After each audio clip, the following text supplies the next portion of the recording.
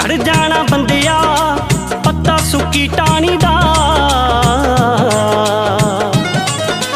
ਕੁਦਰਤ ਦੇ ਰੰਗਾਂ ਨੂੰ ਐਵੇਂ ਨਹੀਂ ਜਾਣੀਦਾ, ਕੁਦਰਤ ਦੇ ਰੰਗਾਂ ਨੂੰ ਐਵੇਂ ਨਹੀਂ ਜਾਣੀਦਾ, ਕੁਦਰਤ ਦੇ ਰੰਗਾਂ ਨੂੰ ਐਵੇਂ ਨਹੀਂ ਜਾਣੀਦਾ।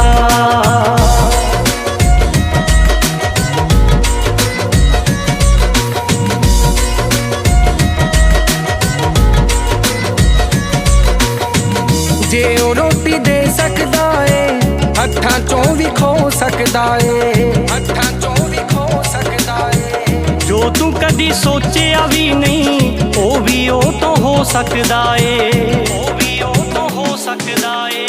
ਜੇ ਉਹ ਰੋਟੀ ਦੇ ਸਕਦਾ ਏ ਹੱਥਾਂ ਚੋਂ ਵੀ ਖੋ ਸਕਦਾ ਏ। ਜੋ ਤੂੰ ਕਦੀ ਸੋਚਿਆ ਵੀ ਨਹੀਂ ਉਹ